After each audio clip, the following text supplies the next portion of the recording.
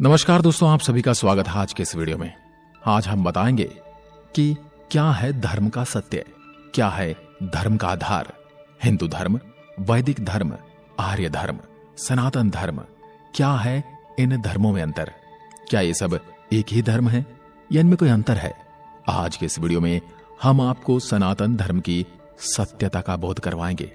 चलिए शुरू करते हैं आज का ये वीडियो। और अगर आपने अभी तक हमारे चैनल को सब्सक्राइब नहीं किया है तो चैनल को सब्सक्राइब कीजिए और आपको वीडियो पसंद आए तो इस वीडियो को लाइक और शेयर जरूर करें और अपने सनातनी भाइयों को भी इसके बारे में बताएं। वेदों में लिखा है ईश्वर अजन्मा है। ईश्वर तो एक ही है लेकिन उनके रूप अनेक हैं। उस एक को छोड़कर उक्त अनेक के आधार पर नियम, पूजा, तीर्थ आदि कर्मकांड को सनातन धर्म का अंत नहीं माना जा सकता। यही सनातन सत्य है और यही सनातन धर्म है। यह एकमात्र ऐसा धर्म है जो आदि अनंत काल से चला आ रहा है और यह हमें परब्रह्म और मोक्ष का मार्ग बताता है। यह हमें किसी चीज का लालच नहीं देता बल्कि यह हमें उन लालची चीजों से मुक्त होने का मार्ग बताता है। सनातन धर्म के इतिहास को यदि वेदों के अनुसार जाना जाए तो ऋग्वेद में सनातन धर्म की कुछ इस तरह से व्याख्या की गई है। सत्यम शिवम सुंदरम, जिसका पूरा अर्थ है यह पथ सनातन है। समस्त देवता मनुष्य इसी मार्ग से पैदा हुए हैं तथा प्रगति की है। हे मनुष्य, आप अपने उत्पन्न होने के आधार रूपा अपनी माता को विनिष्ट न करें। वेदों के अनुसार सत्य सनातन है। ईश्वर ही सत्य है, आत्मा ही सत्य है, मोक्ष ही सत्य है और इस सत्य के मार्ग को बताने वाला धर्म ही सनातन धर्म भी सत्य है। सनातन मतलब जो शाश्वत है, सदा के लिए सत्य है। जिन बातों का शाश्वत महत्व है वही सनातन कहा गया है। वह सत्य जो आदिकाल से चला आ रहा है और इसका कभी कोई अंत नहीं है, जिनका न कोई आरंभ है और न अंत है। उस सत्य को ही सनातन सत्य धर्म कहा गया है। सनातन धर्म के मूल तत्व अहिंसा, दया, श्रम, दान, जप, तप, यम, नियम आदि हैं, जिनका शाश्वत महत्व अन्य प्रमुख धर्मों के उदय होने से पूर्व वेदों में इन सिद्धांतों को प्रतिपादित कर दिया गया था।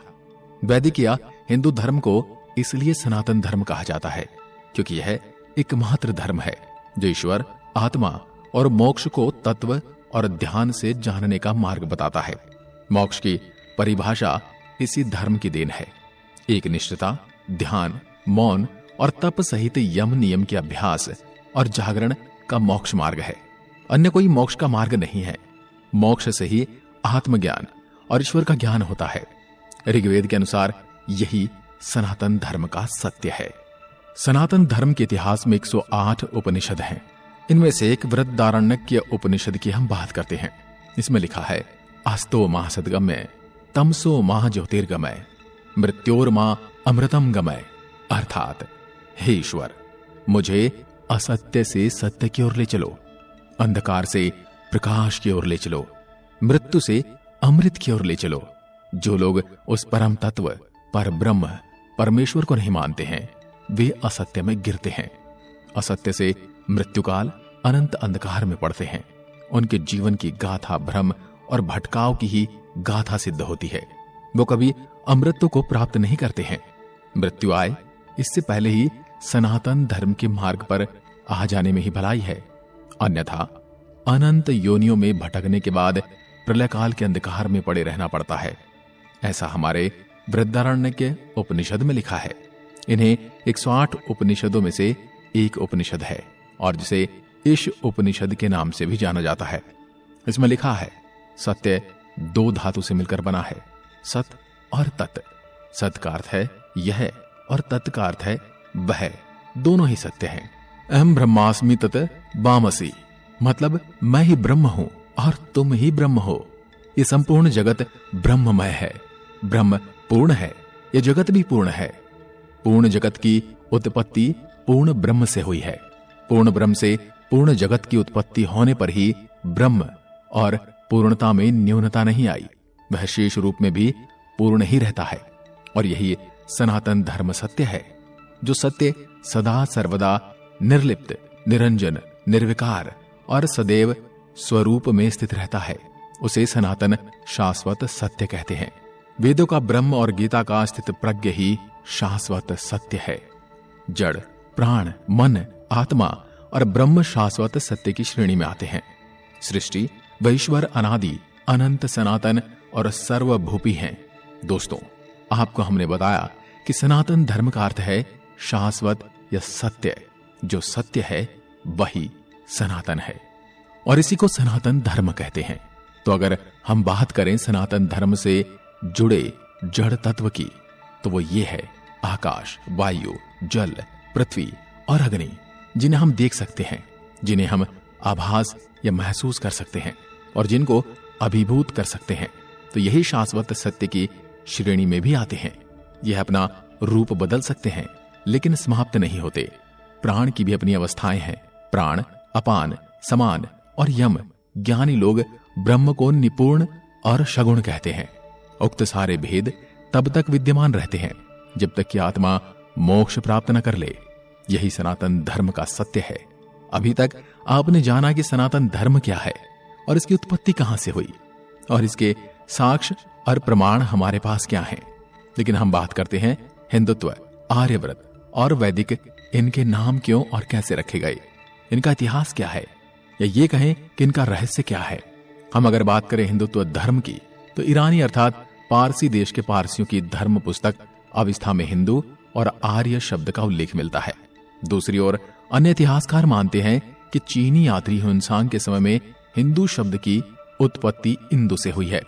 इंदु शब्द चंद्रमा का पर्यायवाची शब्द है। भारतीय ज्योतिषीय गणना का आधार चंद्रमास ही है। चाइना के लोग भारतीय को इंतु हिंदू कहने लगे। कुछ विद्वान कहते हैं कि हिमालय से हिंदू शब्द की उत्पत्ति हुई। हिंदू कुछ पर्वत के नाम से ही हमारे धर्म का नाम हिंदू पड़ा। और वहीं दूसरी ओर अगर हम बात करें कि आर्यव्रत क्या है, आर्य धर्म क्या है, और आर्य समाज के लोग इसे आर्य धर्म कहते हैं। किसी जाति या धर्म का नाम न होते हुए इसका अर्थ श्रेष्ठ माना गया है, अर्थात जो मन, वचन और कर्म से श्रेष्ठ है वही आर्य है। बौद्ध धर्म के 4 आर्य सत्य का अर्थ ही 4 श्रेष्ठ सत्य होता है। बुद्ध कहते हैं कि उक्त शेष व शाश्वत सत्य को जानकर ही अस्तांगिक मार्ग पर चलना एस धर्मो सनातनो, अर्थात यही सनातन धर्म कहलाता है। इस प्रकार आर्य धर्म का अर्थ शेष क्षमा होता है। प्राचीन भारत को आर्यव्रत भी कहा जाता है, जिसका तात्पर्य शेष जनों की निवास भूमि था। सनातन मार्ग। दोस्तों, जब विज्ञान प्रतीक वस्तु, विचार और तत्व का मूल्यांकन करते हैं, तब इस प्रक्रिया में धर्म के अनेक विश्वास और सिद्धांत धराशाही हो जाते हैं। विज्ञान भी अभी तक सनातन धर्म को पूर्ण रूप से जानने में सक्षम नहीं हुआ है, किंतु वेदांत में उल्लेखित जिस सनातन धर्म की महिमा का वर्णन किया गया है, विज्ञान धीरे धीरे उससे सहमत होता हुआ नजर आ रहा है। हमारे ऋषि मुनियों ने ध्यान और मोक्ष की गहरी अवस्था में ब्रह्म के रहस्य को जानकर उसे स्पष्ट तौर पर व्यक्त किया है। वेदों में सर्वप्रथम ब्रह्म और ब्राह्मण के रहस्य से पर्दा हटाकर मोक्ष की धारणा को प्रतिपादित कर उसके महत्व को समझाया गया था। मोक्ष के बिना आत्मा की कोई गति नहीं है, इसलिए ऋषियों ने मोक्ष के मार्ग को ही सनातन मार्ग माना है। किंतु मोक्ष का मार्ग है क्या? धर्म, अर्थ, काम और मोक्ष में मोक्ष जीवन का अंतिम लक्ष्य है। यम, नियम, अभ्यास और जागरण से ही मोक्ष मार्ग प्राप्त होता है। जन्म और मृत्यु मिथ्या है, जगत ब्रह्म पूर्ण है। ब्रह्म और मोक्ष ही सत्य है। मोक्ष से ही ब्रह्म हुआ जा सकता है। इसके अलावा स्वयं के अस्तित्व को कायम करने के कोई उपाय नहीं है। ब्रह्म के प्रति समर्पित रहने वाले ब्राह्मण और ब्रह्म को जानने वाले ही ब्रह्म ऋषि और ब्रह्म को जानकर ब्रह्ममय हो जाने वाला ही ब्रह्मलीन कहलाता है। सनातन धर्म ही एक ऐसा धर्म है जिसका कोई विरोधाभास नहीं हो सकता, क्योंकि सनातन धर्म के सत्य को जन्म देने वाले अलग अलग काल में अनेक ऋषि हुए हैं।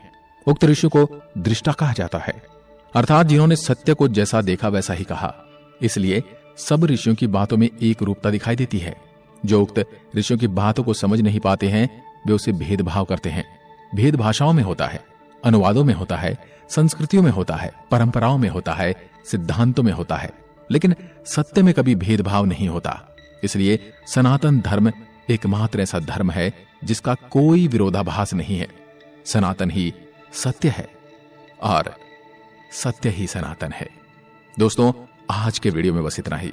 अगर वीडियो आपको ज्ञानवर्धक लगा हो तो कमेंट में लिखकर जरूर बताएं, और ऐसी वीडियो अगर आप देखना चाहते हैं तो चैनल को सब्सक्राइब करें और कमेंट में लिखकर बताएं, ताकि हम ऐसी ही ज्ञानवर्धक वीडियो आपके लिए लाते रहें। जय हिंद, जय भारत, जय सनातन।